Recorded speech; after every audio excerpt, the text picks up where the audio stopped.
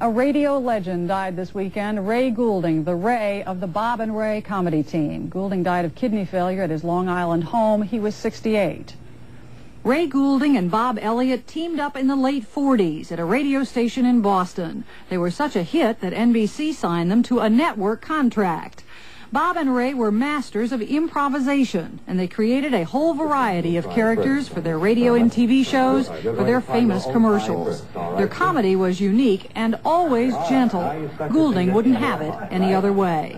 Some of the new comics, all they do is get out there and offend your senses with foul language and, abuse the audience and the listener, and to me it's not funny. Goulding's son said today his father had a knack for exaggerating the irrelevant, and he believed people should laugh as much as they can. Bob and Ray did their best to make sure that happened with their classic routines. Say, we've just had word from correspondent Wally Ballou that there's a fast-breaking news story over in Times Square. So let's get it. Come in, please.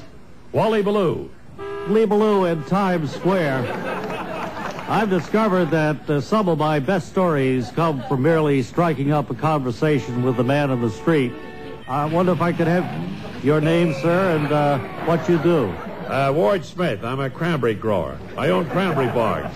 It's very interesting to me. Radio. Jess Kane has happy memories of the early days of Bob and Ray. Bob Elliott was doing an afternoon disc jockey show, and Ray Goulding was kind of a straight announcer, and he used to kibitz in the halls. And one thing led to another, and they hung out together, and this team emerged. Okay, this is Ray Goulding reminding you to write if you get work. Bob Elliott reminding you to hang by your thumb. Funeral services are set for Wednesday near his home in Manhasset, New York. Ray Goulding was 68 years old. The Bob and Ray comedy team, you know it was something special. Goulding on the right and Bob Elliott started in radio and then went on to television. Their brand of dry humor won fans and spoke for itself. Tell us what you're about to do, sir. I'm about to throw caution to the winds. You're about to throw caution to the winds. Now, we have some caution we'd like to have you throw to the winds over here. Yeah. Which caution will you try first? I'll throw my caution to my winds. All right, will you?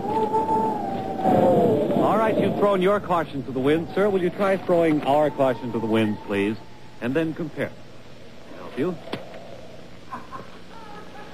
All right, now you've thrown both your caution and our caution to the winds. Which do you prefer, sir? Yours, definitely. You tell us why, please. The wind was warmer, it was softer. Yes. And I believe it was more comforting to me. Yes. And it Anything was else? milder, much milder. Thank you very much, sir.